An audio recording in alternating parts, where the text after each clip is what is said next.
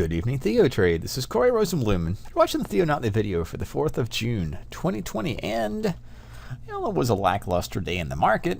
I'd say it even was massively unchanged, but nonetheless, just kind of checking the indice behavior. The Russell, mainly because the financials were up 2% today, was up 0.5%. The Dow, 0.3%, and the Nasdaq down 0.3%, and the S&P was actually massively unchanged. And in part, we have another example of the sector rotation between our financial stocks and the technology stocks, and some little thing in between. Utilities were amongst the weakest. It was actually the weakest sector of the day, followed by healthcare, and of course, technology. Strongest of the day, once again, was financials. So, as we say, the market itself skirted the middle between the financials that were strong and the technology stocks that were weak. We might take a look at some of those in a moment, but I do want to focus your attention on the airlines, because there was a major development today in case you missed it. It was American Airlines, which in the S&P 500 is the number one stock by far. And not only that, but United Airline, it caught a bid too. Maybe you could even say caught liftoff, along with Delta and the Nordstrom and the Norwegian. So things in the S&P, or if you're doing scans in the broader market, that is, outside the S&P 100, you can capture big percent moves, but in part because the stock isn't worth that much. So don't be misled too much by percentages. It can be fun, interesting to talk about, and there certainly are profits in these moves, but don't forget a 41% move in a stock that traded from about 12.50 to 18 at the high isn't, that's $6 move. Boeing did that a few times today. Google and some other stocks do it quite not randomly, but quite consistently. So these things do garner our attention, and in tonight's video, that's where I'll draw the attention. Possibly there's rumors or news of takeovers or mergers within this sector.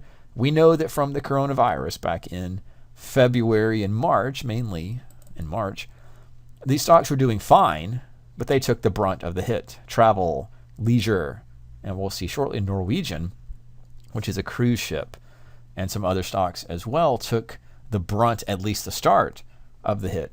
If there's a virus and a pandemic, we're probably not going to travel, and then later we were all shut down under lockdown. So, and that's been sort of released a little bit broadly in the country and the economy. Nonetheless, you are seeing recoveries and bounces back in the airline stocks. American Airlines today, in terms of what we're doing on the intraday charts, we'll take a look briefly. We'll set the chart up here on the volume profile and see that American Airlines stock. Thinking about the profile, this is usually an advantageous short sell opportunity, usually an advantageous long buy opportunity beneath the profile. And what is the profile? It's volume at price. Think of it like a standard distribution curve or standard deviation bell curve, and markets tend to pull back within if you're above, pull back into when you're beneath. But that 2% of the chance when the market pushes outside the bounds of the little deviation, that means the market or the stock or the price can go very, very, very powerfully quickly in that direction.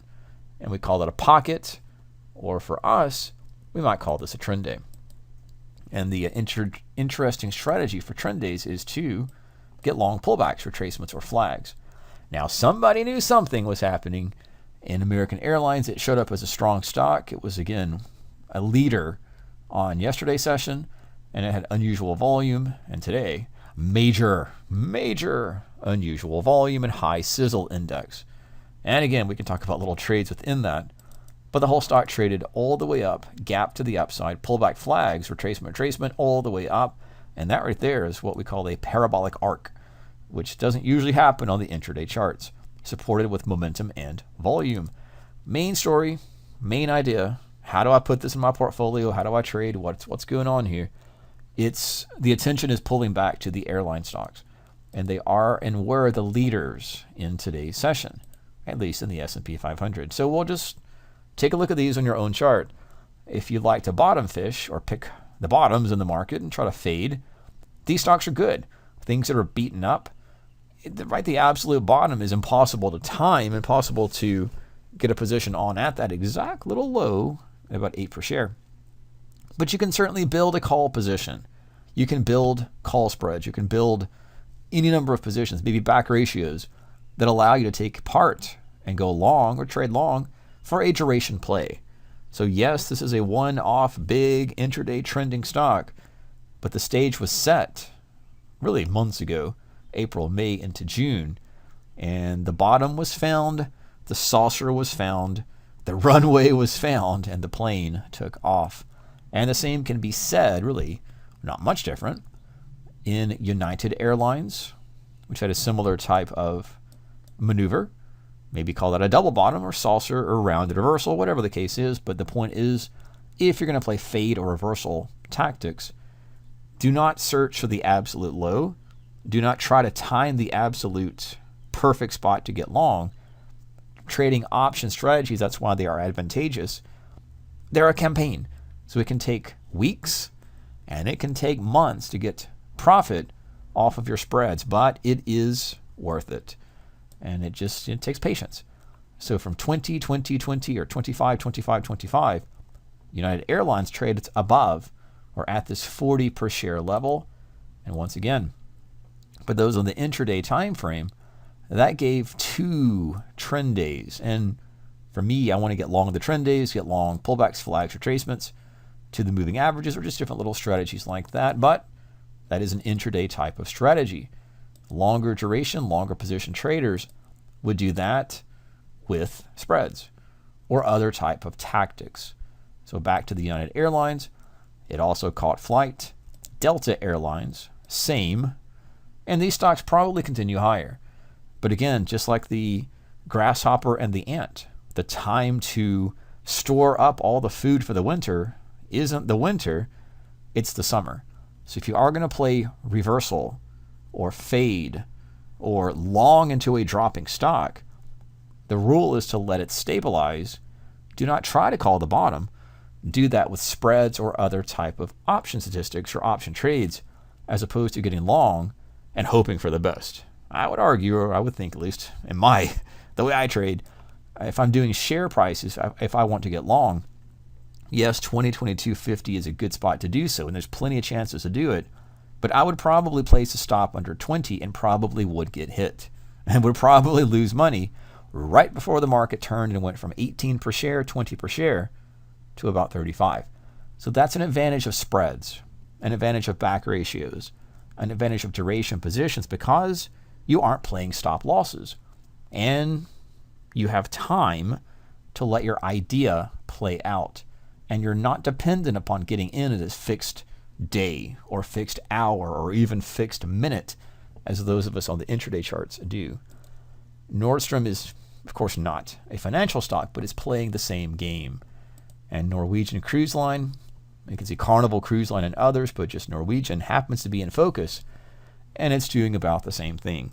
So the time to get long generally is after a drop, but it's hard to time that. It's hard to get that exact low and to hold it on through the duration. And that's best done with options, with spreads mainly. So American Airlines, or Alaskan Airlines, ALK, might be a stock that's trading a little stronger, not from a percentage basis, but from the liftoff. So the same type of pattern. And MGM is a casino. And so we talk about Vegas. Vegas is opening. We can keep going down the list, but all I'm showing is the S&P 500, taking a look at the biggest gainers, percent movers, and discussing how, that wasn't a perfect one, I suppose, because the little rotation took longer, but discussing how to build campaigns or how to think about things that get faded. And faded means if something's dropping, you go long. If something's going up, you go short. So something like on the opposite, just for comparison's sake, Lululemon or Chipotle, right, that's been up, up, up, up, up. It won't be up forever, but it may take a campaign. Here's Chipotle. It may take a campaign type of trade, right? This may be the high in Chipotle Mexican Grill, which is 1,100 per share, or it might go further. But if your style fades a trend or fades a market or captures a pullback or retracement type of trade, it may take some time. It may take months, but price could actually rotate down. But don't get too caught up in the next session the next day, unless you are an intraday trader. and that's a whole other conversation. But for now, this is something that will be in our radar. I'm sure we'll be talking about it tomorrow and maybe even into the next week. But there are opportunities in beaten down stocks or downtrodden stocks. I know we think they're going to go down forever, and it does tend to work out well to go in the direction of the trend, but not all trends go forever. As much as I love trends, I know they go for longer than we think they can go. Lower low, lower low, lower low, lower low, lower low, and turn. But if you're building into a position, it certainly takes time, takes patience, and that's where the strategies help you. And of course, there's plenty of classes that talk about spreads, ratios, verticals, in-out spreads, and of course, our good call and put verticals. As always, be careful and safe. This is Corey Rosenblum with tonight's Theo video for June 4th, 2020.